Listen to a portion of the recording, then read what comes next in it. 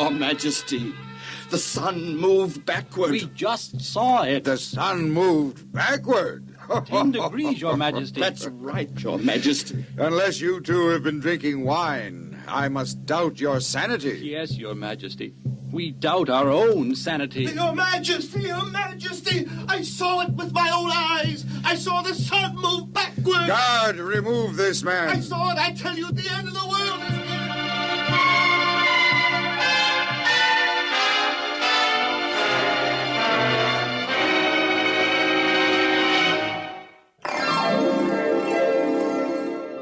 Uncle Dan, your preview leads me to believe that the sun actually moved backward. Did that really happen? That's what our Bible story is about, Aunt Sue, and the strange circumstances that caused the God of heaven and earth to bring it about. Today's story is recorded in the Old Testament, the book of 2 Kings, chapter 20, and Isaiah, chapters 38 and 39. I call my story, The Mystery of the Backward Moving Sun.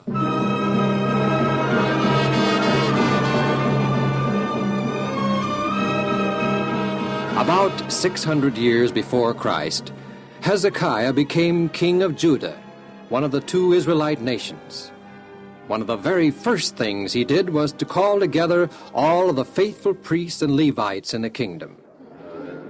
Priests and Levites, I have called you together because you are faithful to your trust and duties as spiritual leaders of Judah.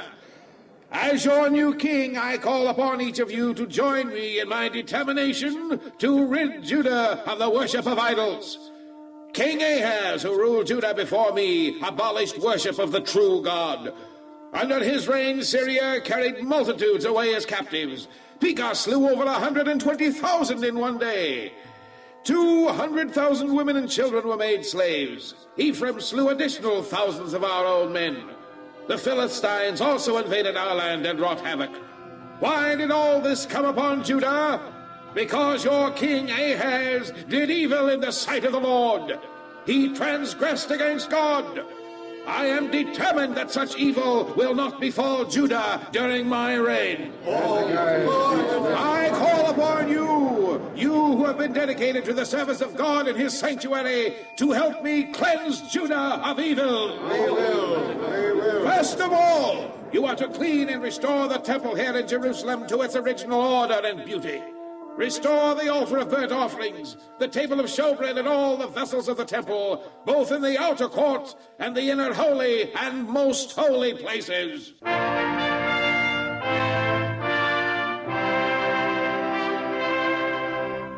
Several days later, the priests and Levites once again stood before King Hezekiah. Long live the king! Long live the king! You have completed cleansing the temple? The temple has been cleansed and restored, Your Majesty. Even the vessels which had been cast away by King Ahaz have been recovered and repaired, and now repose in their dedicated places in the temple. The temple is ready for use? Yes, Your Majesty. The temple and all the vessels have been rededicated and sanctified. The temple services may be reinstated at any time, Your Majesty. So shall it be. So, once again, Jerusalem saw a goodly portion of the Israelite people gather from all corners of the kingdoms of Israel and Judah. Once again, the Holy Temple witnessed a wonderful dedication and transformation of the people.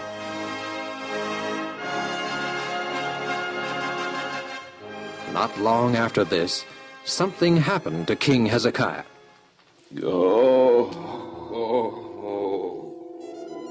Hezekiah, dear, what's the matter? Why, your face is as white as snow. Did you have a heart attack, Hezekiah? Answer me. What's the matter? I guess I'd better get the court physician. Yes. I'll be right back, Hezekiah.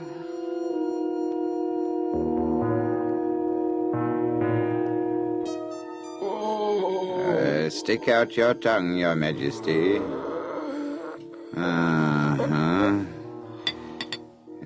Here, now take this medicine. It tastes awful. What's the matter with him? I'm not sure, Mrs. Hezekiah, except that it's a fatal malady. There's nothing you can do for him? I doubt if there's anything anyone can do. Beg pardon, Your Highness, but the prophet Isaiah wishes to see you. His Majesty is too sick to see anyone. I'll see him. All right, lackey. You may show the prophet Isaiah in. Yes, Your Majesty. Perhaps I had better leave. You're sure there's nothing you can do for my husband? His Majesty is beyond human help. The prophet Isaiah to see His Majesty Hezekiah, mighty king of Judah. You may come forward, Isaiah. I am come, Your Majesty, with a message. From whom, Isaiah? The God of heaven, Your Majesty. He said unto me, Get thee down to the king, and tell him that he is to put his life and house in order, for he shall die and not live. God said that? The God of heaven? Yes, Your Majesty. Then there is no hope for me. I merely gave you the message as God gave it to me. However, Your Majesty, you must remember that God is always a refuge and strength, and a very present help in trouble. Then it might do some good to pray about it. God always hears the sincere prayers of a righteous man, Your Majesty. You may leave now, Prophet Isaiah. Long live the king. Long live the king. Hezekiah, dear, is there anything I can do? Yes, I wish to be alone. But you're ill, Hezekiah. Leave me alone, please. All right, for a few minutes. Then I'll be back. I beseech thee, O Lord. Remember how I have walked before thee in truth and with a perfect heart, and have done that which is good in thy sight. Let my prayer come before thee. Incline thine ear unto my cry, for my soul is full of troubles, and my life draweth nigh unto the grave. Thou art my hope, O Lord God. Thou art my trust from my youth. By thee have I lived.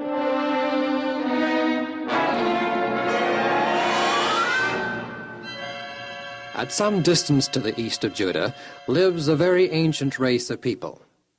Even though at the present time they are subject to the rule of Assyria, they are destined to someday rule the world. Merodach-Baladan is the king of this country, Babylon.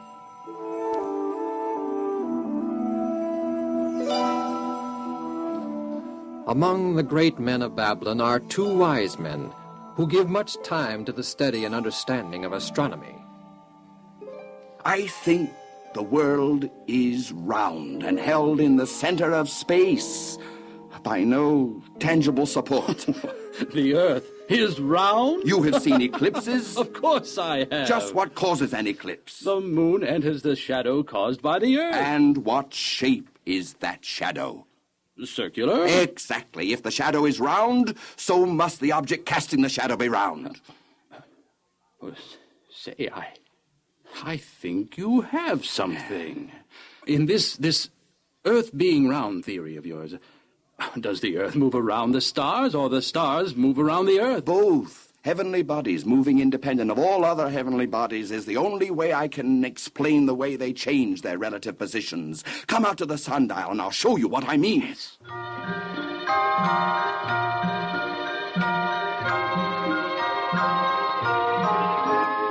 See, where the shadow of the pointer is hitting the face of the sundial. Yes? In winter, the shadow of this pointer is longer than summer, indicating that the sun is farther north in the summer than it is in the winter. Oh, that's obvious. Look at the sundial right now.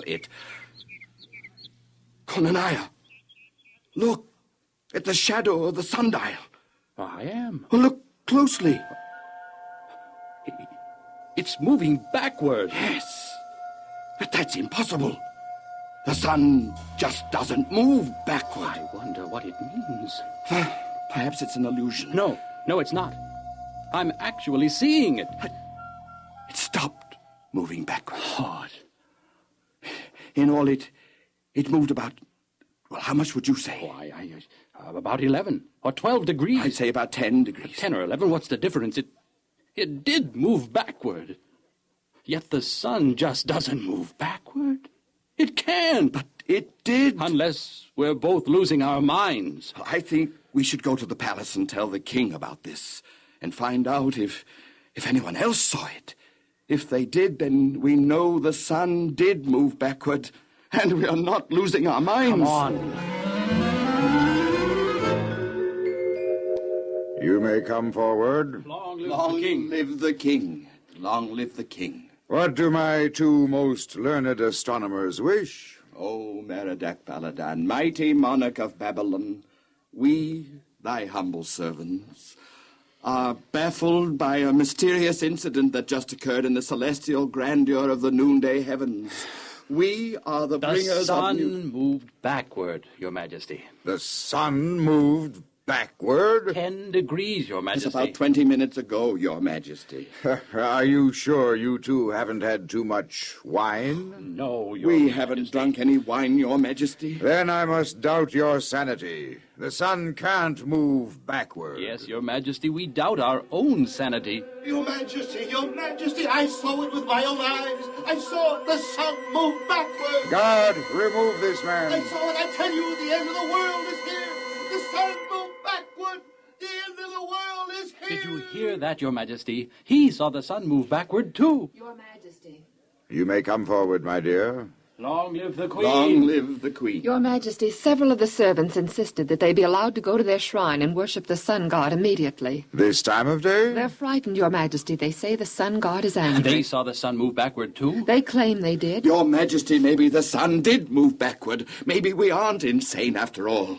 Tell the servants they may worship at their shrine. Thank you, Your Majesty. You may withdraw. Long live the king. Your Majesty, I should like permission to investigate this thing thoroughly and find out exactly what did happen and why. Permission granted. And don't come before me again until you can give me a full report. I should like permission to assist him, Your Majesty. Permission granted. You may withdraw, both of you. Long live the king. Long live the king. Well, what are we going to do first? Find out if the sun actually did move backward. How are you going to accomplish that? If enough people believe they saw the phenomenon, then it must have happened. Still, I can't believe it. The sun just couldn't move backward, even though we did see it ourselves. I'm going to send messengers to all parts of the world and find out if other astrologers saw it or think they did. Good idea.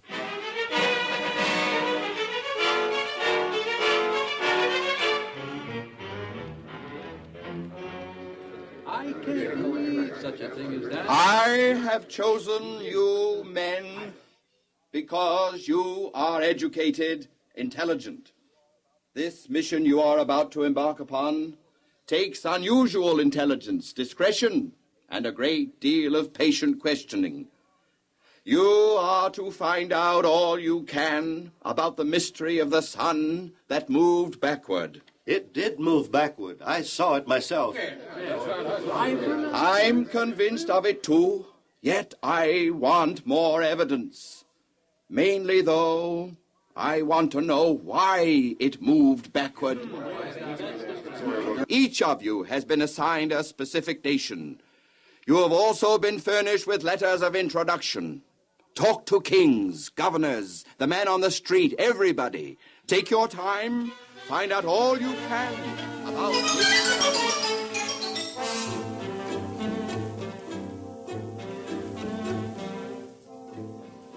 You may come forward. Long live the king. Long live the king. And how are my two wise astronomers this fair morning?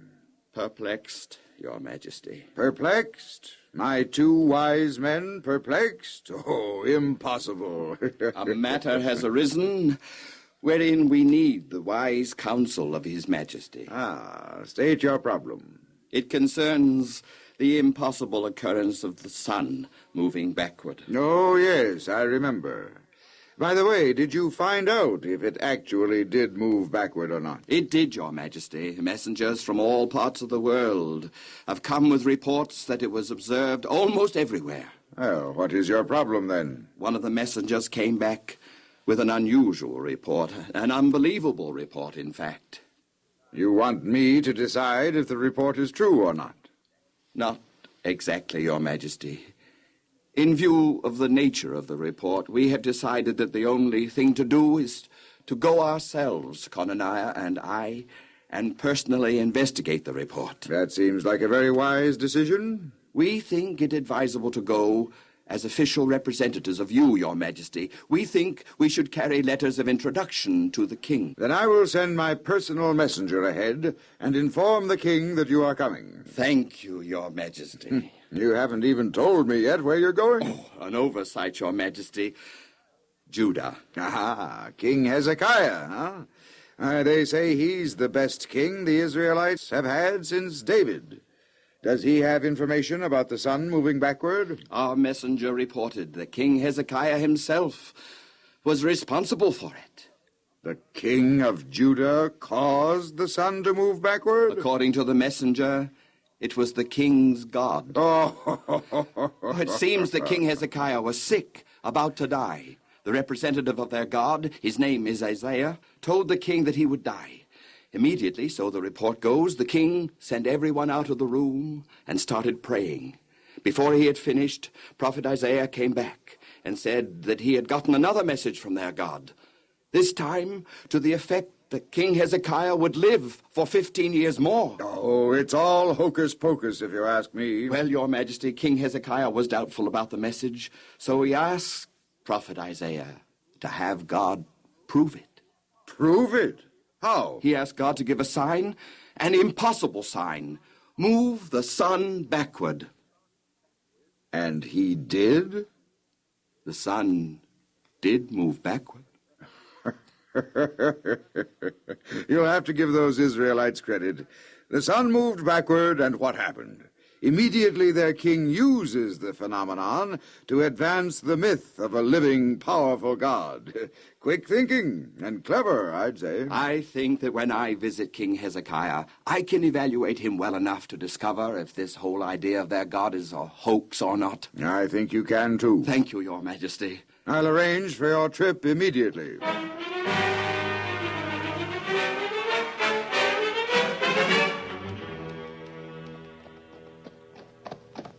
You know, Conaniah, I'm inclined to believe that King Hezekiah is telling the truth. If so, that would mean that the Israelite God is a living and powerful God. He'd have to be, if all the tales connected with the long and impossible history of the Israelites is true.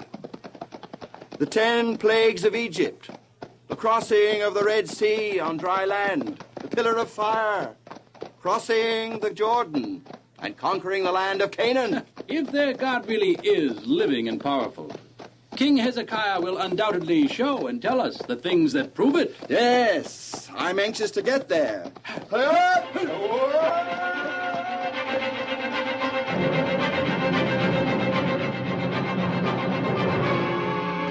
Long live Hezekiah, great and mighty king of Israel. Welcome to Judah, honored ambassadors of King Merodach Baladan. I trust you had a safe and pleasant journey? Very pleasant, Your Majesty.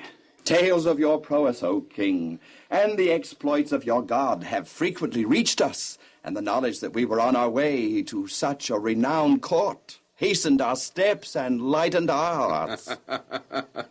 Your king chooses his ambassadors wisely. However, I am sure your long journey has tired you. Perhaps it would be well to refresh yourselves and rest until dinner. Thank you, Your Majesty. Until dinner, then, farewell.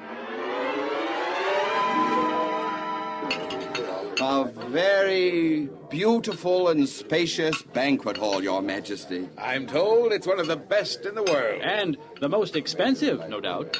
The Lord God of heaven has greatly blessed and prospered me. Speaking of your God reminds me that our king sends his congratulations on your miraculous recovery and the significant manner in which your God honored your prayer and gave you a sign of extended life. You mean the sun moving backward? Yes, Your Majesty. That was indeed a superhuman display of divine strength. Oh, it was nothing. We would be pleased to hear more of a God who can perform such great wonders. Excuse me a moment, please. I'll be right back. He doesn't seem inclined to say much about his God. He seems more anxious to display his own wealth than talk of his own virtues. Perhaps our king was right. Perhaps all this publicity about the Israelite God is merely clever manipulation of convenient circumstance. I wouldn't doubt it. Anyway, we'll know for sure by the time we return to Babylon. Here he comes back.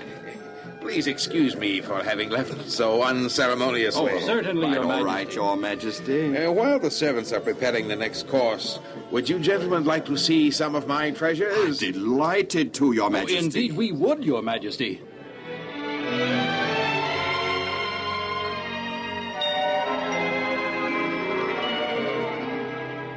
Lackey, unlock the door to my treasure house. This way, gentlemen.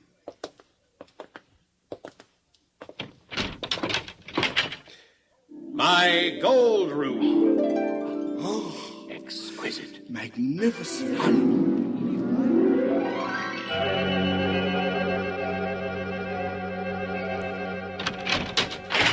My jewel room.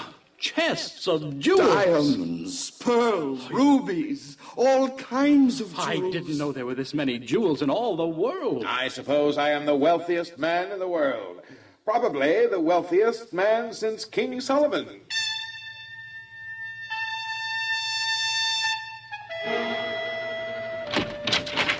My silver room. As great as the first, Your Majesty. Amazingly My room of rare spices. In here I keep all my armor and costly implements of war. And there was nothing in all of Hezekiah's treasures, or his house, or his kingdom, that he did not show unto the ambassadors from Babylon. And they returned to Babylon duly impressed with the temporal riches of King Hezekiah. King Hezekiah is probably the richest king of our time, yet he said hardly a word about the sun moving backward. Or about his God. We went especially to learn more about the Israelite God and the backward moving sun. Which proves that the God of Israel isn't a bit more powerful than our own gods of wood and stone. I think you're wrong. I think the God of heaven is a living and powerful God, the God who created all things, the true God. It's merely that King Hezekiah isn't a true follower of that God. If I had a God like that, I'd tell everyone about him. King Hezekiah is selfish, proud, and boastful. He wants all the glory himself.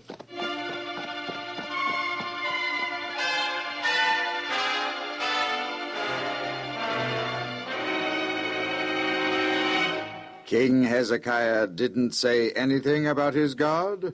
Or the sun moving backward? Scarcely anything at all, Your Majesty. You say he has fabulous wealth. Entire storehouses full of precious and costly things. He's probably the richest king in the world. Are his storehouses well guarded? Not too well, I'd say. I think he depends upon the Israelite God to protect his riches. Well, if I were his God, and he didn't give me some of the credit for his riches, I certainly wouldn't protect them. Do you think that we could acquire his riches? At least some of them? Your Majesty, it would be easy. Conaniah, call together all the officers of my court and my army. We're going to plan an invasion of Judah.